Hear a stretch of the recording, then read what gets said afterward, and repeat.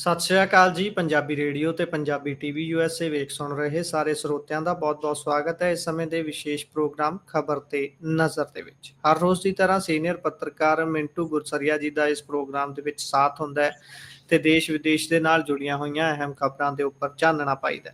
ਕਰਦੇ ਹਾਂ ਪ੍ਰੋਗਰਾਮ 'ਚ ਸਵਾਗਤ ਮਿੰਟੂ ਜੀ ਦਾ, ਬਹੁਤ-ਬਹੁਤ ਸਵਾਗਤ ਹੈ ਜੀ।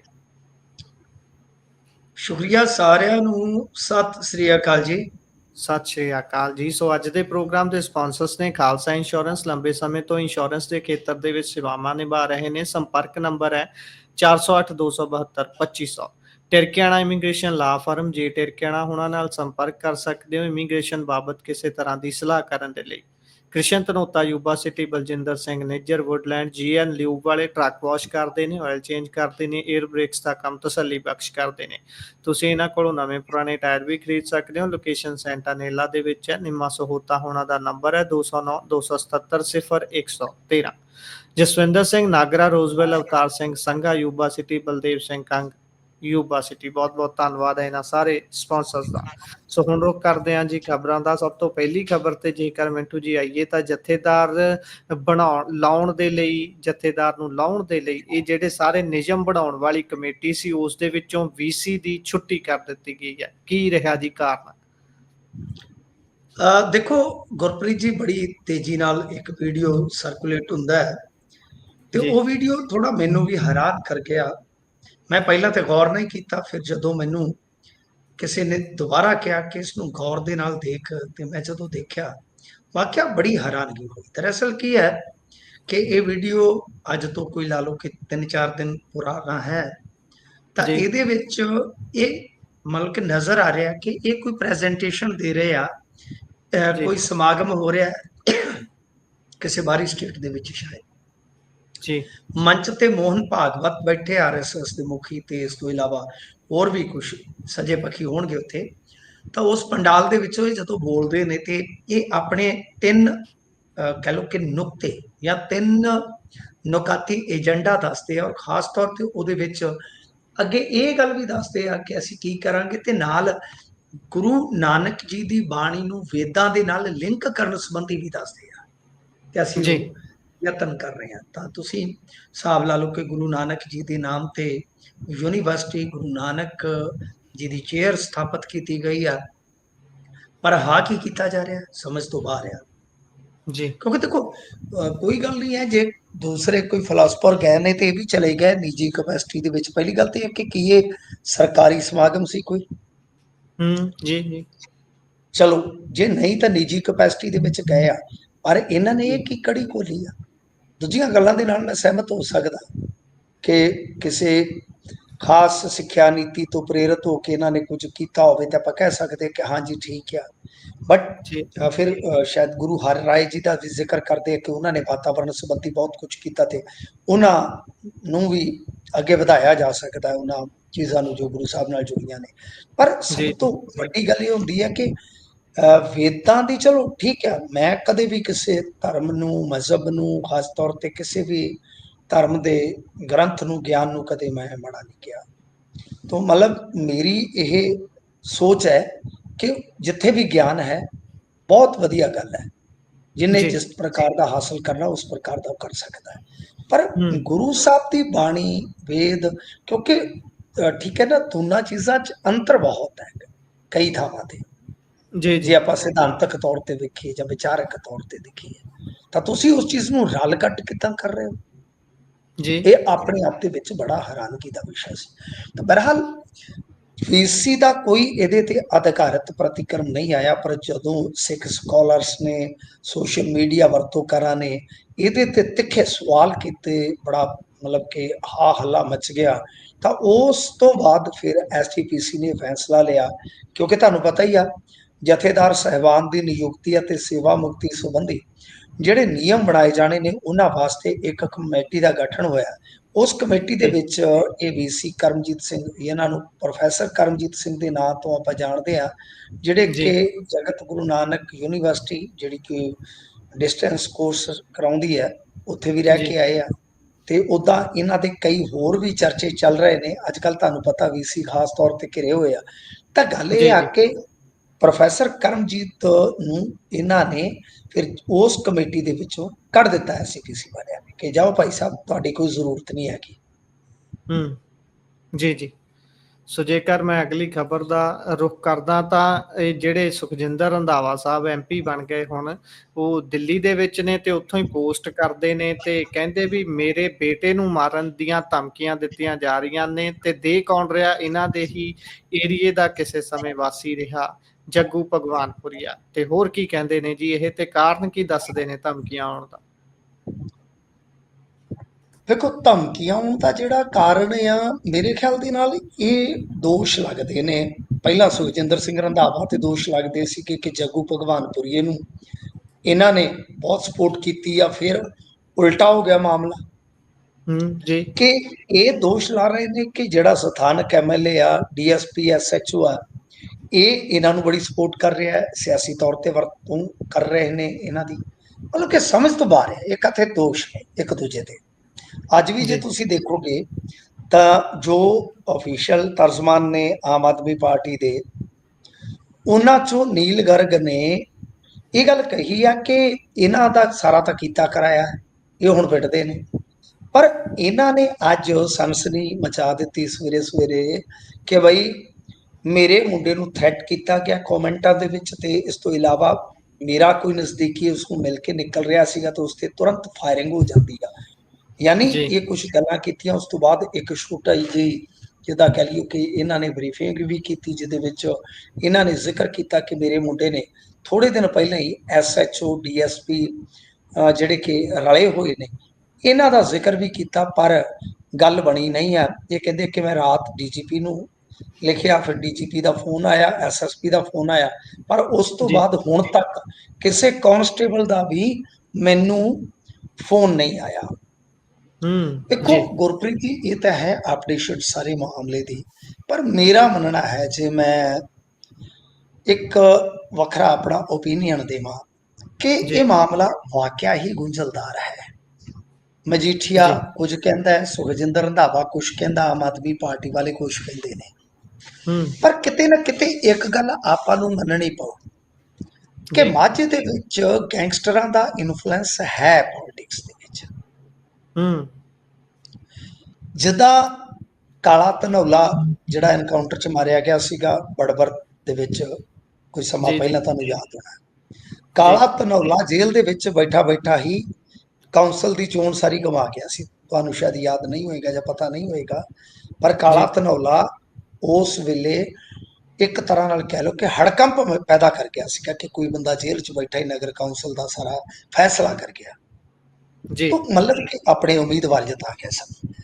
ਹੁਣ ਉਸ ਤੋਂ ਬਾਅਦ ਕੀ ਹੁੰਦਾ ਕਿ ਐਤਕੀ ਪੰਚਾਇਤੀ ਚੋਣਾਂ ਜਿਹੜੀਆਂ ਲੰਘੀਆਂ ਨੇ, ਇਹਨਾਂ ਦੇ ਵਿੱਚ ਇਹ ਕਿਹਾ ਗਿਆ ਕਿ ਖਾਸ ਤੌਰ ਤੇ ਜੇ ਆਪਾਂ ਤਰਨ ਤਾਰਨ ਵਾਲੇ ਏਰੀਏ ਦੀ ਗੱਲ ਕਰੀਏ ਤੇ ਉਹਦੇ ਵਿੱਚ ਦੱਸਦੇ ਨੇ ਕਿ ਭਾਈ 40-50 ਪੰਚਾਇਤਾਂ ਤੇ ਕੱਲਾ ਇੱਕ ਗੈਂਗਸਟਰ ਹੀ ਬਣਾ ਗਿਆ ਜੀ। ਇਹ ਵੀ ਬੜੀ ਵੇਖਣ ਵਾਲੀ ਗੱਲ ਆ।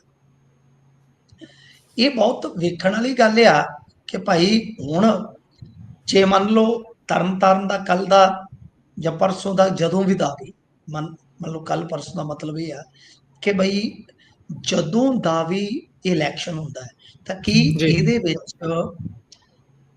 ਕੋਈ ਗੈਂਗਸਟਰਾਂ ਦਾ ਇਨਫਲੂਐਂਸ ਰਹੇਗਾ? ਇਹ ਆਪਣੇ ਆਪ ਦੇ ਵਿੱਚ ਬੜਾ ਵੱਡਾ ਸਵਾਲ ਹੈ।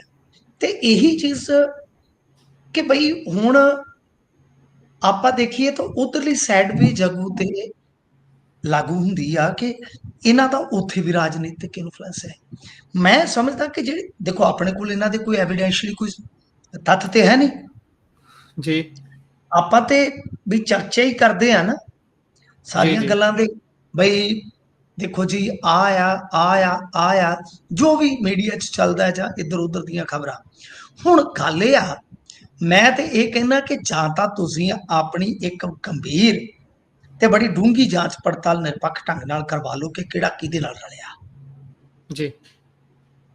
ਤੇ ਜੇ ਨਹੀਂ, ਜੇ ਇਹ ਤਾਰਾਂ ਕੌਮਾਂਤਰੀ ਪੱਧਰ ਤੇ ਵੀ ਜੁੜੀਆਂ, ਕੋਈ ਗੈਂਗਸਟਰ ਬਾਹਰ ਬੈਠਾ ਵੀ ਇਸ ਤਰ੍ਹਾਂ ਦਾ ਕੋਈ ਸਿਆਸੀ ਇਨਫਲੂਐਂਸ ਵਰਤ ਰਿਹਾ ਹੈ, ਫਿਰ ਜਾਂਚ ਪੜਤਾਲ NIA ਨੂੰ ਦੇ ਦਿਓ। ਠੀਕ ਹੈ ਨਾ ਜੀ। ਪਰ ਇਹ ਜੀ। ਸਾਫ਼ ਤੇ ਹੋਵੇ ਪਬਲਿਕ ਨੂੰ ਕਿ ਕਿਹੜਾ ਕਿਹੜਾ ਰਲਿਆ ਵੀ ਗੈਂਗਸਟਰਾਂ ਦੇ ਨਾਲ। ਹੂੰ। ਪਰ ਜੋ ਹਾਲਾਤ ਨੇ, ਆਪਾਂ ਹਾਲਾਤਾਂ ਤੇ ਆਈਏ ਗੁਰਪ੍ਰੀਤ ਜੀ, ਹਾਲਾਤ ਨਾਸਾਜ਼ ਨੇ ਟੋਟਲ ਮਿਲਾ ਕੇ ਜੇ ਜੀ, ਆਪਾਂ ਜੀ, ਦੇਖੀਏ ਕਿ ਬਈ ਚਾਹੇ ਮੁੰਡਾ ਰੰਧਾਵੇ ਦਾ ਹੋਵੇ ਤੇ ਚਾਹੇ ਮੁੰਡਾ ਝੱਗੀ ਝੋਪੜੀ ਵਾਲੇ ਦਾ ਹੋਵੇ, ਸਾਰਿਆਂ ਜੀ, ਦੀ ਜੀ, ਜ਼ਿੰਦਗੀ ਇੱਕੋ ਜਿਹੀ ਆ। ਸਾਰਿਆਂ ਦਾ ਆਪਣੇ ਮਾਂ ਪਿਓ ਦਾ ਪਿਓ ਤਾਂ ਉਹੋ ਜਿਹਾ ਹੀ ਹੁੰਦਾ ਹੈ ਨਾ।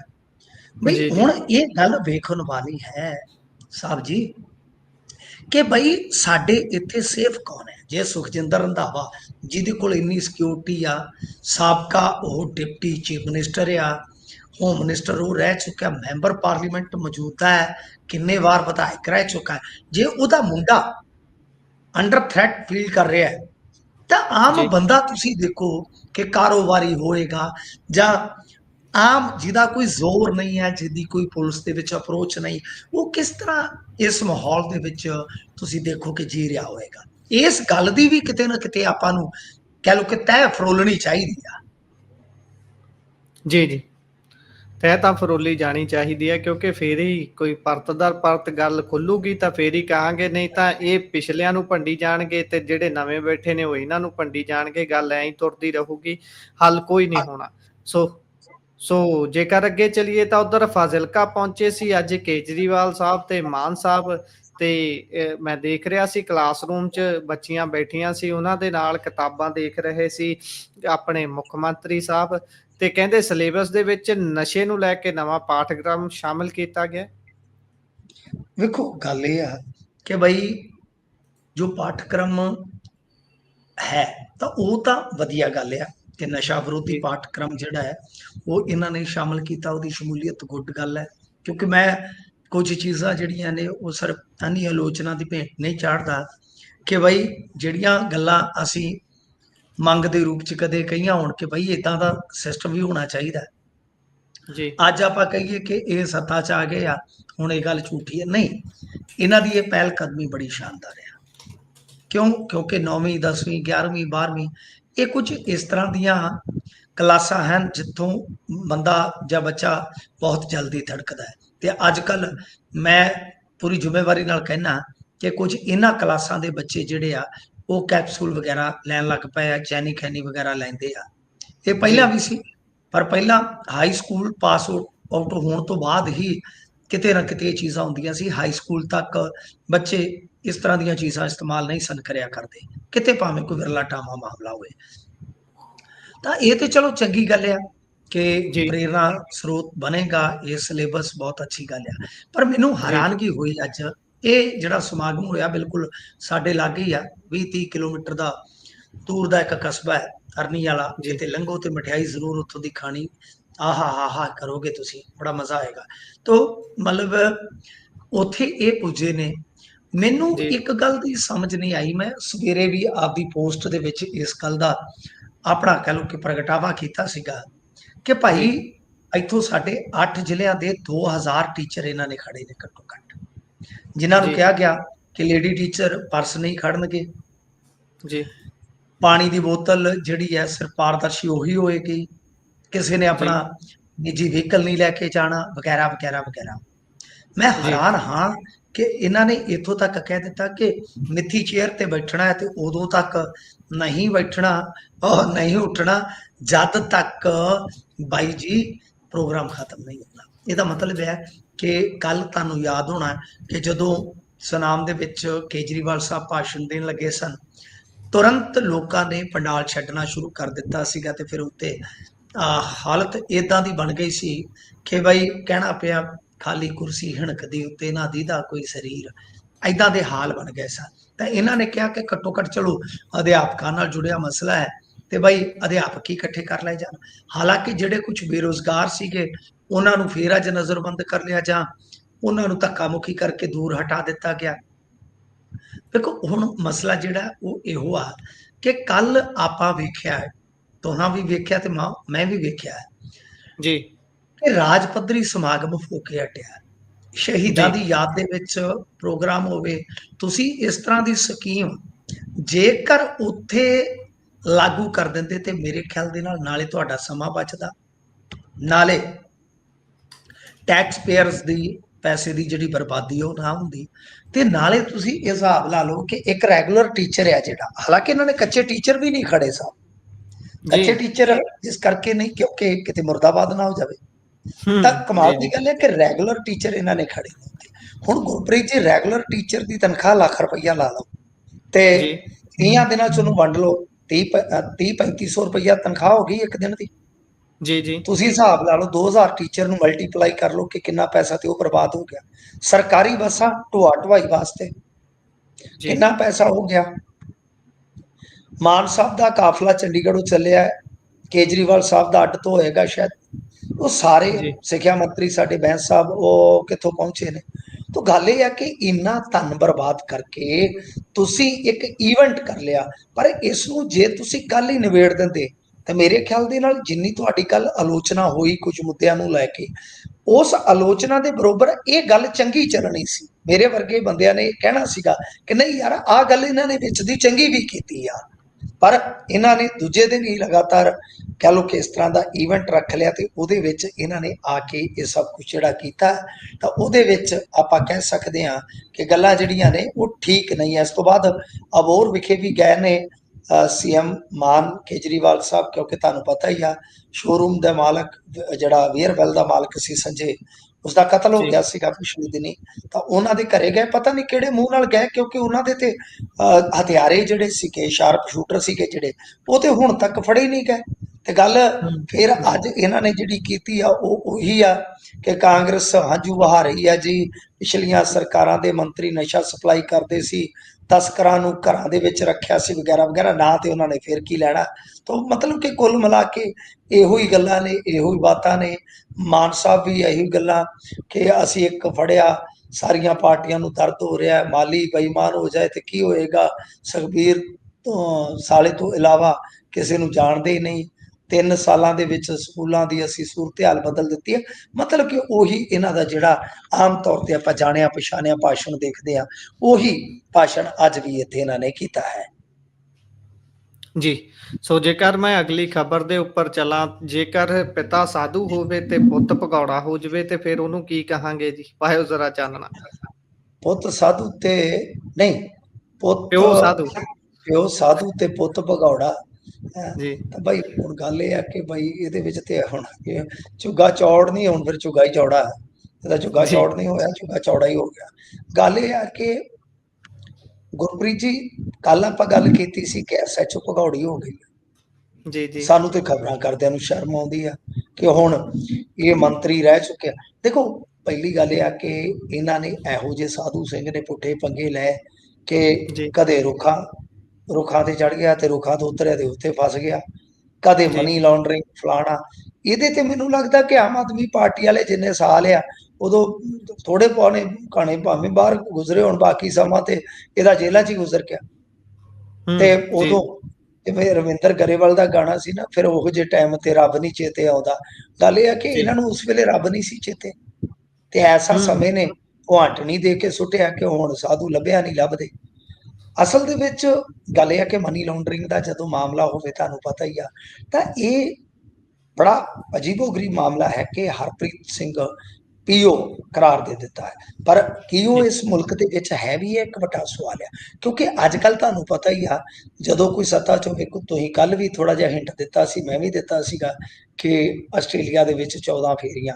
ਤਾਂ ਗੱਲ ਇਹ ਆ ਜੀ, ਕਿ ਇਹ ਪਹਿਲਾਂ ਹੀ ਆਪਦੇ ਬੰਦੋਬਸਤ ਕਰਕੇ ਰੱਖਦੇ ਆ ਕਿ ਐਮਰਜੈਂਸੀ ਦੇ ਵਿੱਚ ਜਿਵੇਂ ਕਈ ਜਿਹੜੇ ਸੈਂਸਿਟਿਵ ਕਹਿ ਲਓ ਕਿ ਬਾਰਡਰ ਜ਼ੋਨ ਹੁੰਦੇ ਆ, ਤਾਂ ਉੱਥੇ ਲੋਕਾਂ ਨੇ ਬੰਕਰ ਬਣਾਏ ਹੁੰਦੇ ਆ ਕਿ ਪਤਾ ਨਹੀਂ ਕਿਹੜੇ ਵੇਲੇ ਐਮਰਜੈਂਸੀ ਪੈ ਜਾਣੀ ਆ, ਜੇ ਕੋਈ ਸ਼ੈਲਿੰਗ ਵਗੈਰਾ ਹੋਵੇ ਤੇ ਭੱਜ ਕੇ ਬੰਕਰ 'ਚ ਵੜ ਜਾਓ।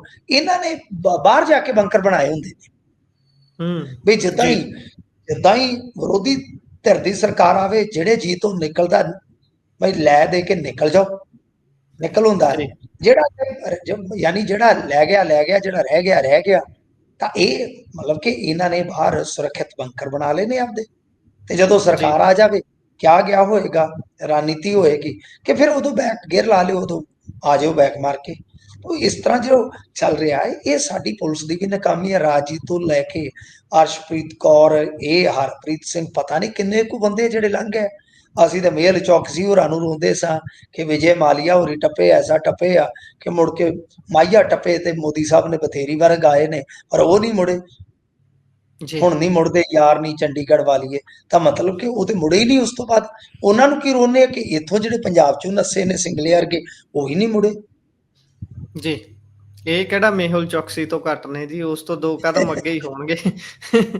ਜੀ ਅੱਗੇ ਜੇਕਰ ਚੱਲੀਏ ਤਾਂ ਉਧਰ ਖਹਿਰਾ ਸਾਹਿਬ ਕੇਸ ਦਰਜ ਹੋਣ ਨੂੰ ਲੈ ਕੇ ਬੋਲੇ ਨੇ। 144 ਟੋਇਟਾ ਹਿਲਕਸ ਗੱਡੀਆਂ ਵਾਲਾ ਮਾਮਲਾ ਹਾਲੇ ਤੱਕ ਫਸਿਆ ਹੀ ਹੋਇਆ। ਸਰਕਾਰ ਕੋਈ ਕਿਸੇ ਲਾਈਨ ਤੇ ਆਉਣਾ ਨਹੀਂ ਚਾਹੁੰਦੀ ਤੇ ਖਹਿਰਾ ਸਾਹਿਬ ਛੱਡਣਾ ਨਹੀਂ ਚਾਹੁੰਦੇ। ਹਾਂ, ਬਿੰਦ ਰਖੀਏ ਦੇ ਇੱਕ ਗੀਤ ਚੋਂ ਕਹਿੰਦਾ ਕਿ ਖਹਿੜਾ ਤੇਰਾ ਨਹੀਂ ਉਹ ਛੱਡਣਾ, ਭਾਵੇਂ ਲੱਗ ਜਾਣਾ ਤਗੜੀਆਂ। ਖਹਿਰਾ ਖਹਿਰਾ ਕਹਿੰਦਾ ਖਹਿੜਾ ਨਹੀਂ ਉਹ ਛੱਡਣਾ।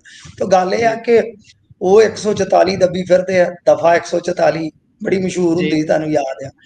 ਤੇ ਹੁਣ ਉਧਰੋਂ ਦੂਜੇ ਪਾਸੇ ਤੋਂ ਜੇ ਆਪਾਂ ਵੇਖੀਏ ਤੇ ਰਾਜਵੀਰ ਸਿੰਘ ਘੁੰਮਣ ਹੋਰਾਂ ਨੇ ਦੱਸਦੇ ਆ ਕਿ ਪਹਿਲਾਂ ਨੋਟਿਸ ਦਿੱਤਾ ਤੇ ਫਿਰ ਕੇਸ ਦਰਜ ਕਰਵਾ ਦਿੱਤਾ।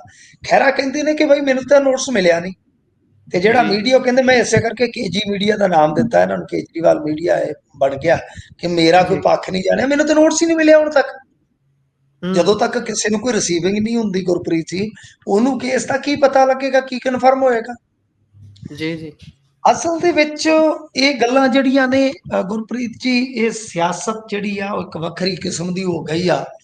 ਗੱਲ ਕੀ ਆ ਕਿ ਓਐਸਟੀ ਆ ਰਾਜਵੀਰ ਸਿੰਘ ਘੁੰਮਣ, ਉਹਨਾਂ ਦਾ ਚਲੋ ਘਰ ਬਾਹਰ ਆ, ਜੀ ਉਹ ਦਿਖਾਇਆ ਗਿਆ, ਰੀਲਾਂ ਸ਼ੀਲਾਂ ਮੈਂ ਵੀ ਦੇਖੀਆਂ ਨੇ ਕਿ ਭਾਈ ਇਹਨਾਂ ਨੇ ਕੋਈ ਸਵਾਲ ਕੀਤੇ, ਸ਼ਾਇਦ ਇਹੋ ਹੀ ਮਾਮਲਾ ਨੇ ਜੇ ਮੈਂ ਗਲਤ ਨਹੀਂ, ਜੀ ਜੀ ਕਿ ਭਾਈ ਵੀ ਇਹ ਜਾਇਦਾਦ ਕਿਵੇਂ ਬਣੀ ਆ। ਤਾਂ ਮੇਰੀ ਗੱਲ ਸੁਣੋ ਗੁਰਪ੍ਰੀਤ ਜੀ, ਇਹ ਕਿੱਡੀ ਕਿੱਡੀ ਕੁ ਵੱਡੀ ਗੱਲ ਆ। ਜੀ ਜੇ ਤੁਸੀਂ ਪੱਤਰਕਾਰਾਂ ਦੇ, ਇਹਨਾਂ ਨੇ ਸਾਡੇ ਮੇਰੇ ਸਾਰੇ ਖਾਤੇ ਖੂਤੇ ਖੰਗਾਲੇ ਨੇ ਜੀ ਗੁਰਪ੍ਰੀਤ ਜੀ। ਹੂੰ ਐ ਮਤਲਬ ਕਿ ਤਹਿਸੀਲ 'ਚ ਜਾਂ ਮੇਰੇ ਪਿੰਡ ਦੀਆਂ ਦੁਕਾਨਾਂ ਤੋਂ ਹੱਟੀਆਂ ਤੋਂ ਕਿ ਇਹਨਾਂ ਦੇ ਘਰ 'ਚ ਸੌਦਾ ਕਿੰਨਾ ਜਾਂਦਾ ਲੋ, ਇਹ ਕੋਈ ਮਤਲਬ ਕਿ ਗੱਲ ਹੈ ਬੰਦੇ ਵਾਲੀ। ਆ ਮੈਨੂੰ ਥੋੜੇ ਦਿਨ ਪਹਿਲਾਂ ਦੁਕਾਨਦਾਰ ਬੋਲਿਆ ਕਿ ਇੱਕ ਬੰਦਾ ਆਇਆ ਸੀ ਯਾਰ, ਇਦਾਂ ਇਦਾਂ ਪੁੱਛਦਾ ਸੀ। ਤੇ ਮੈਂ ਕਿਹਾ ਤੂੰ ਜੀ ਮੇਰੇ ਘਰੇ ਭੇਜ ਦੇਣਾ ਸੀ, ਵਿਚਾਰੇ ਨੂੰ ਕਿਉਂ ਤਕਲੀਫ ਦਿੱਤੀ ਹੈ, ਨਾਲੇ ਚਾਹ ਪਾਣੀ ਪਿਲਾਉਂਦੇ ਉਹਨੂੰ ਹੈ। ਜੀ ਕੀ ਆ, ਜਿੱਦਾਂ ਲੋਕ ਕੋਈ ਗੰਢੇ ਲੈ ਜਾਂਦੇ, ਕੋਈ ਦੋ ਸਿਰ ਅਸੀਂ ਤੇਰੇ ਕੋਲ ਅਸੀਂ ਲੈਂਦੇ, ਤੇ ਹਿਸਾਬ ਲਾ ਲਓ ਜਿੱਥੋਂ ਸਾਡਾ ਮਾੜਾ ਮੋਟਾ ਹਿਸਾਬ ਕਿਤਾਬ ਚੱਲਦਾ, ਉਸ ਦੁਕਾਨ ਤੇ ਜਾ ਕੇ ਪੁੱਛ ਰਿਹਾ ਸੀ ਉਹ, ਜਦੋਂ ਜੀ ਮਹੀਨਾ ਕੁ ਪਹਿਲਾਂ ਰੌਲਾ ਪਿਆ। ਇਹ ਮਤਲਬ ਕਿ ਤੇ ਫਿਰ ਅਸੀਂ ਕੀ ਹੁਣ ਇਹਨਾਂ ਦੀ ਲੱਤ ਤੋੜਤੀ ਹੈ। ਜੀ ਮੈਂ ਤਾਂ ਸਗੋਂ ਸੰਗਰੂਰ 'ਚ ਜਾ ਕੇ ਲਾਈਵ ਹੋ ਕੇ ਕਿਹਾ ਸੀ, ਮੈਂ ਤਾਂ ਤੇਰੇ ਸ਼ਹਿਰ 'ਚ ਆ ਮਾਨਸਾ, ਅੱਜ ਜੀ ਸੱਦ ਲਓ।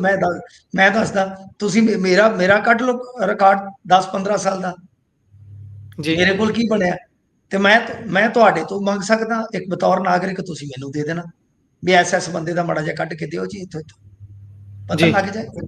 ਤਾਂ ਗੱਲ ਇਹ ਆ ਕਿ ਕਿੱਡੀ ਕੁ ਗੱਲ ਆ। ਚਲੋ ਉਹਨਾਂ ਨੇ ਆਪਦਾ ਕੰਮ ਕੀਤਾ, ਅਸੀਂ ਆਪਦਾ ਕੰਮ ਕੀਤਾ, ਤੁਹਾਡੇ ਵਰਗੇ ਸੱਜਣਾ ਨੇ, ਲੋਕਾਂ ਨੇ ਆਪਦਾ ਕੰਮ ਕੀਤਾ ਗਿਆ, ਠੀਕ ਹੈ ਜੀ। ਕੀ ਅਸੀਂ ਉਹਨਾਂ ਤੇ ਕੋਈ ਕੇਸ ਪਾਈਏ ਜਾਂ ਕੀ ਪਿੱਟਦੇ ਫਿਰੀਏ, ਗੱਲ ਆਈ ਗੱਲ ਹੂੰ ਗਈ। ਪੱਤਰਕਾਰਤਾ ਜਾਂ ਸਰਕਾਰ, ਇਹ ਸਾਰਾ ਕੁਝ ਚੱਲਦਾ ਹੁੰਦਾ, ਨਾਰਮਲ ਹੈ ਨਾ। ਤਾਂ ਫਿਰ ਜੀ ਜੀ ਕਿੱਡੀ ਵਧੀਆ ਗੱਲ ਹੁੰਦੀ ਜੇ ਘੁੰਮਣ ਸਾਹਿਬ ਇਹ ਕਹਿ ਦਿੰਦੇ ਕਿ ਖਹਿਰਾ ਸਾਹਿਬ ਗੱਡੀਆਂ ਤੁਹਾਡੀਆਂ ਦਾ ਖਰਚਾ ਮੈਂ ਦੇ ਦੂੰ, ਤੇ ਜੀ ਤੁਸੀਂ 3 ਲਿਓ, 4 ਲਿਓ, 5 ਲਿਓ ਗੱਡੀਆਂ, ਮੇਰੇ ਕੋਲ ਹੀ ਆ ਜਾਓ। ਜੀ ਜਿਹੜੇ ਘਰ ਦੀ ਗੱਲ ਕਰਦੇ ਹੋ, ਜਿਹੜੀਆਂ ਗੱਡੀਆਂ ਦੀ ਗੱਲ ਕਰਦੇ ਹੋ, ਤੁਸੀਂ ਉੱਥੇ ਆ ਜਾਓ, ਨਾਲੇ ਮੈਂ ਤੁਹਾਨੂੰ ਚਾਹ ਪਿਆਉਂਗਾ, ਬਿਸਕੁਟ ਖਿਲਾਉਂਗਾ, ਨਾਲੇ ਮੈਂ ਤੁਹਾਨੂੰ ਦੱਸ ਦੂੰ ਜੀ ਕਿਵੇਂ ਬਣੀਆਂ ਬਣਾਈਆਂ। ਆਹੀ ਚੀਜ਼ ਹੈ ਨਾ ਜੀ। ਜੀ ਜੀ ਇਹ ਮੈਨੂੰ ਨਹੀਂ ਲੱਗਦਾ ਸੀ ਕਿ ਖਹਿਰਾ ਸਾਹਿਬ ਕੋਈ ਉਦੋਂ ਬਾਅਦ ਕੋਈ ਹੋਰ ਸਵਾਲ ਕਰਦੇ, ਉਹਨਾਂ ਕਹਿਣਾ ਯਾਰ ਬੰਦਾ ਹੀ ਬਹੁਤ ਗੁੱਡ ਹੈ, ਜੀ ਉਹ ਸਿੱਧਾ ਲੱਗ ਗਿਆ। ਜਿਵੇਂ ਜਿਵੇਂ ਬਾਦਲ ਸਾਹਿਬ ਫਸਦੇ ਹੁੰਦੇ ਸੀ ਜਦੋਂ ਤੇ ਕੁਰਸੀ ਢਾ ਕੇ, ਆ ਵੀ ਕਹਿੰਦੇ ਪੁੱਤ ਆ ਜਾਓ, ਪਹਿਲਾਂ ਚਾਹ ਪਾਣੀ ਪੀ ਲਓ, ਫਿਰ ਮੁੜ ਕੇ ਨਾਰੇ ਲਾ ਲਿਓ, ਸੌਖੇ ਲੱਗ ਜਾਣਗੇ। ਤਾਂ ਗੱਲ ਇਹ ਆ ਕਿ ਭਾਈ ਇਹੋ ਜਿਹਾ ਹੁੰਦਾ, ਮਤਲਬ ਕਿ ਇੰਨੀ ਮੈਨੂੰ ਲੱਗਦਾ ਕਿ ਰਾਜਨੀਤੀ 'ਚ ਜਿਹੜੀ ਉਹ ਖੁੱਲ੍ਹਦਿਲੀ ਸੀ ਨਾ, ਉਹ ਹੁਣ ਘਟਦੀ ਜਾ ਰਹੀ ਆ, ਸੁੰਗੜਦੀ ਜਾ ਰਹੀ ਆ। ਇਹ ਵੈਸੇ ਕੋਈ ਜੀ ਮੁਕੱਦਮਾ, ਜੇ ਇਹ ਗੱਲ ਮੈਨੂੰ ਪੂਰੀ ਗੱਲ ਦਾ ਨਹੀਂ ਪਤਾ, ਜੇ ਮੈਂ ਗਲਤ ਆ ਤਾਂ ਕਰੈਕਟ ਕਰ ਦੇਣਾ ਮੈਨੂੰ, ਕਿ ਮੈਨੂੰ ਤਾਂ ਇੰਨੀ ਕੁ ਗੱਲ ਦਾ ਪਤਾ ਹੈ ਕਿ ਕੁਝ ਸਵਾਲ ਕੀਤੇ ਸਨ। ਤਾਂ ਇਹ ਜੀ ਆਮ ਹੈ, ਰਾਜਨੀਤੀ ਦੇ ਵਿੱਚ ਇਲਜ਼ਾਮ ਤਰਾਸ਼ੀ ਚੱਲਦੀ ਰਹਿੰਦੀ ਆ।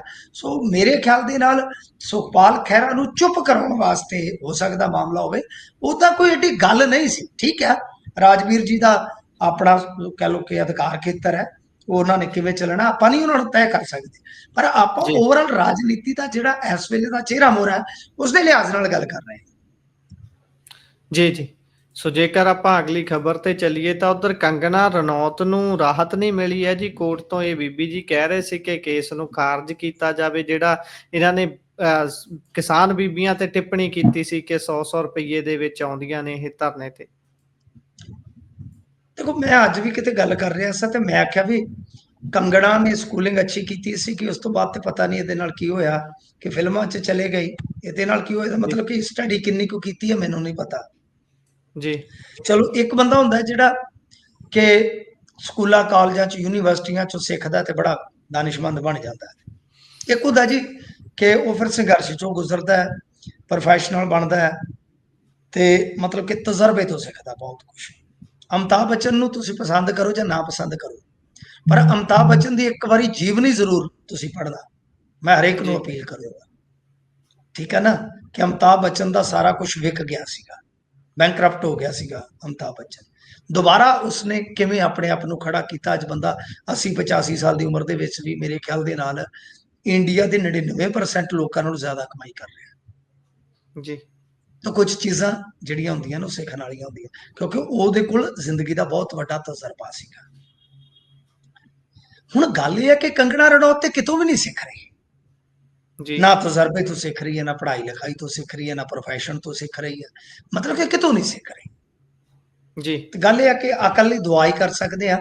ਸੋ ਇਹਨੇ ਹਾਈ ਕੋਰਟ ਦੇ ਵਿੱਚ ਪਹੁੰਚ ਕੀਤੀ ਸੀ, ਹਾਈ ਕੋਰਟ ਨੇ ਨਕਾਰ ਦਿੱਤਾ ਅਪੀਲ ਨੂੰ। ਇਹਦਾ ਮਤਲਬ ਆ ਕਿ ਹੁਣ ਇਹਨੂੰ ਟ੍ਰਾਇਲ ਦਾ ਸਾਹਮਣਾ ਕਰਨਾ ਪੈ ਸਕਦਾ, ਕਿਉਂਕਿ ਹਾਲਾਂਕਿ ਅਵਲ ਜੇ ਆਪਾਂ ਦੇਖੀਏ ਅਵਲ ਤਾਂ ਇਹ ਇਸਤੇਮਾਲ ਕਰੇਗੀ, ਆਪਸ਼ਨ ਹੈਗੇ ਨੇ, ਪਰ ਐਟ ਦੀ ਐਂਡ ਜੇ ਜੀ, ਸਾਰੇ ਆਪਸ਼ਨ ਖਤਮ ਹੋ ਜਾਂਦੇ ਤਾਂ ਫਿਰ ਟ੍ਰਾਇਲ ਫੇਸ ਕਰਨਾ ਪਏਗਾ।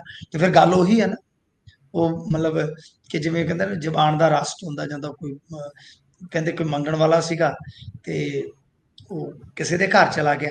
ਛੋਟੀ ਜੀ ਜੀ, ਕਹਾਣੀ ਵੀ ਸੁਣਾ ਦੇਣਾ।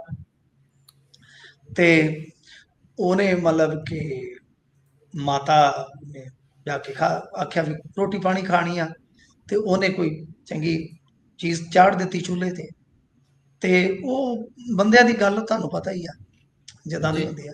ਤੇ ਉਹਨਾਂ ਨੇ ਚਾੜਿਆ ਸੀ ਖਾਣ ਪਾਣ, ਤੇ ਉਧਰੋਂ ਉਹਨਾਂ ਦਾ ਦਰਵਾਜ਼ਾ ਦੇਖ ਕੇ ਜਿੱਧਰ ਦੀ ਲੰਘ ਕੇ ਆਇਆ ਸੀ, ਉਹ ਕਹਿੰਦਾ ਹੈ ਬੇਬੇ ਜੇ ਗੱਲ ਪੁੱਛਾਂ ਜੇ ਦੱਸੇ। ਉਹ ਕਹਿੰਦੀ ਵੀ ਹੂੰ, ਹਾਂ। ਤੇ ਕਹਿੰਦਾ ਜੇ ਤੁਹਾਡੀ ਉਹ ਜਿਹੜੀ ਮੱਝ ਆ, ਕਿਉਂਕਿ ਖੀਰ ਬਣਾਉਣੀ ਸੀਗੀ, ਸ਼ਾਇਦ ਖੀਰ ਜੀ, ਬਣ ਰਹੀ ਸੀਗੀ ਨਾ, ਕਹਿੰਦਾ ਵੀ ਉਹ ਚੋ ਕੇ ਦੁੱਧ ਤੇ ਖੀਰ ਬਣਾ ਰਹੀ ਸੀ।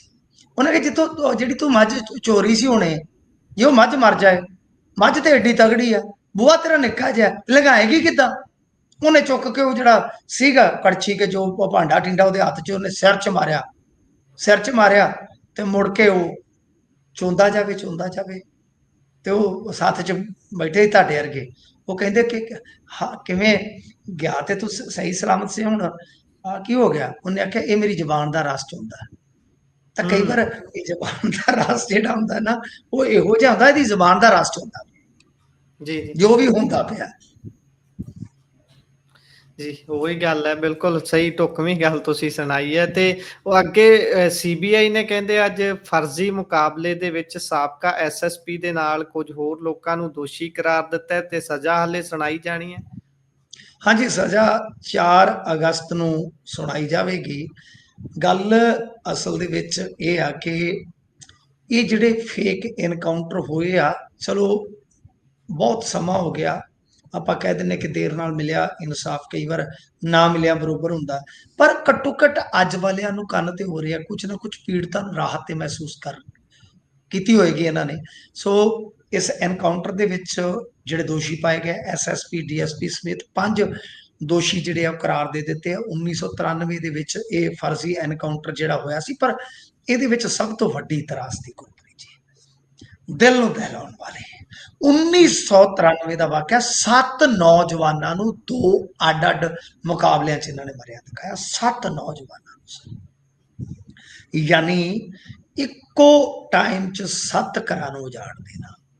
ਤਾਂ ਗੱਲ ਇਹ ਆ ਕਿ ਭਾਈ ਅਖੀਰ ਦੇ ਵਿੱਚ ਜੋ ਕਹਾਣੀ ਇਹਨਾਂ ਨੇ ਪੇਸ਼ ਕੀਤੀ ਉਹ ਅਖੀਰ ਝੂਠੀ ਪੈ ਗਈ। ਸੁਪਰੀਮ ਕੋਰਟ ਦੇ ਹੁਕਮਾਂ ਤੇ ਮਾਮਲਾ ਸੀਬੀਆਈ ਕੋਲ ਗਿਆ ਤੇ ਇੱਕ ਔਰਤ ਵਿਚਾਰੀ, ਅੱਜ ਮੈਂ ਵੇਖ ਰਿਹਾ ਸੀਗਾ, ਬਰੀਫ ਕਰ ਰਹੀ ਸੀਗੀ, ਬੜੀ ਸਾਦੀ ਜੀ ਮਾਈ ਸੀਗੀ।